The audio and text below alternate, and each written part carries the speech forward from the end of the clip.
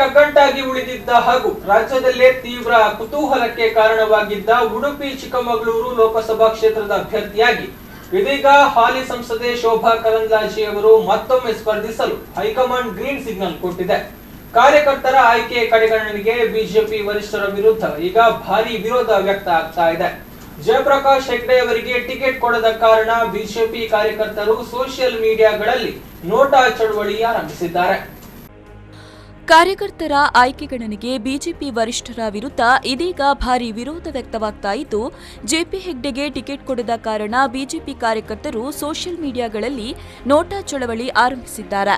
Shobha ಕರಂದ್ಲಾಜೆಗೆ ticket ನೀಡಿದ ವಿಚಾರ ಮುಂದಿಟ್ಟುಕೊಂಡು ಜಿಲ್ಲೆಯ ಉಡುಪಿ, ಕಾರ್ಕಳ, ಕುಂದಾಪುರದಲ್ಲಿ ಕಾರ್ಯಕರ್ತರು ಶೋಭಾ ಹಾಗೂ ಬಿಜೆಪಿ ರಾಜ್ಯಾಧ್ಯಕ್ಷ ಯಡಿಯೂರಪ್ಪರವರ ವಿರುದ್ಧ ಆಕ್ರೋಶದ ಬರಹಗಳನ್ನು ಪ್ರಕಟಿಸುತ್ತಿದ್ದಾರೆ.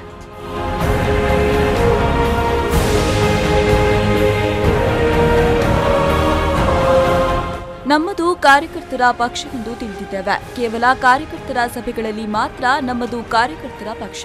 ನಾಯಕರ ಸಭೆಗಳಲ್ಲಿ ಹಠವಾದಿ ಪಕ್ಷ ಎಂದು ಇಂದು ತಿಳಿಯಿತು. ಹೆಸರಿಗೆ ಮಾತ್ರ ಕಾರ್ಯಕರ್ತರ ಪಕ್ಷ. ಆದರಿಲ್ಲಿ ಕಾರ್ಯಕರ್ತರ ಮಾತಿಗೆ ಕಿಂಚಿತ್ತೂ ಬೆಲೆಯಿಲ್ಲ. ಗೆಲುವಿನ ಮದ ಏರಿಸಿಕೊಂಡ ನಾಯಕರಿಗೂ ಕಾರ್ಯಕರ್ತನ ಮನದಾಳದ ಮಾತು ತಿಳಿಯದು ಎಂಬ ಇತ್ಯಾದಿ ಬರಹಗಳು ಸಾಮಾಜಿಕ ಜಾಲತಾಣಗಳಲ್ಲಿ ವೈರಲ್ ಆಗ್ತಾ ಇದೆ.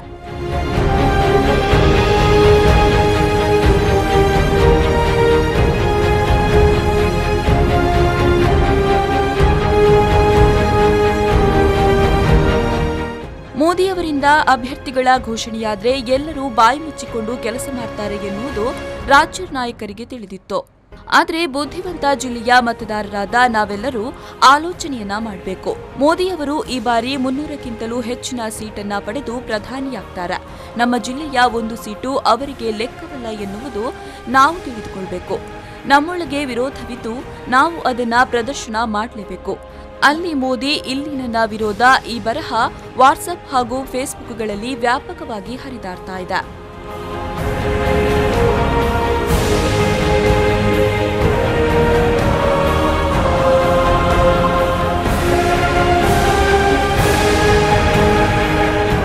ಒಟ್ಟಿನಲ್ಲಿ ಇತ್ತೀಚೆಗೆ ನಡೆದ ಸ್ಥಳೀಯಾಡಳಿತ ಚುನಾವಣೆಗಳಲ್ಲಿ ಜೆಪಿ ಹೆಗ್ಡೆಯವರ ಅವಿರತ ಶ್ರಮದಿಂದಾಗಿ ಬಿಜೆಪಿ ಅಭ್ಯರ್ಥಿಗಳು ಕೆಲವೆಡೆ ಗೆಲುವನ್ನ ಸಾಧಿಸಿದ್ರು. ಕಳೆದ ವಿಧಾನಸಭಾ ಚುನಾವಣೆಯಲ್ಲೂ ಕೊನೆಯ ಗಳಿಗೆಯಲ್ಲಿ ಟಿಕೆಟ್ ಕೈತಪ್ಪಿದ್ದರಿಂದ ಸಹಜವೆಂಬಂತೆ ಜೆಪಿ ಹೆಗ್ಡೆ ಲೋಕಸಭಾ ಚುನಾವಣೆಯ ಟಿಕೆಟ್ ಆಕಾಂಕ್ಷಿಯಾಗಿದ್ರು. ಇದೀಗ ಜೆಪಿ ಹೆಗ್ಡೆಯವರಿಗೆ ಟಿಕೆಟ್ ನಿರಾಕರಣೆಯಾಗಿರುವ ವಿಷಯ ಹೊರಬೀಳ್ತಾ ಇದ್ದಂತೆ ಬಿಜೆಪಿ ಅಭಿಮಾನಿಗಳು ಹಾಗೂ ಪಕ್ಷದ ಕಾರ್ಯಕರ್ತರು ಸೋಷಿಯಲ್ ಮೀಡಿಯಾದಲ್ಲಿ ಸಮರ ಸಾರಿದ್ರಿಂದ ಬಳಿಕ ತುಮಕೂರು ಕ್ಷೇತ್ರಕ್ಕೆ ಶೋಭಾ ಕರಂದ್ಲಾಜೆಯವರನ್ನ ಕಣಕ್ಕಿಳಿಸಿ ಉಡುಪಿ, ಚಿಕ್ಕಮಗಳೂರು ಕ್ಷೇತ್ರವನ್ನ ಜೆಪಿ ಹೆಗ್ಡೆಯವರಿಗೆ ಬಿಟ್ಟುಕೊಡುವ ಬಗ್ಗೆ ರಾಜ್ಯ ನಾಯಕರು ಚಿಂತನೆ ನಡೆಸುತ್ತಿದ್ದಾರೆ ಎಂಬ ಮಾಹಿತಿಗಳು ಬಿಜೆಪಿ ಮೂಲಗಳಿಂದ ತಿಳಿದುಬಂದಿದೆ.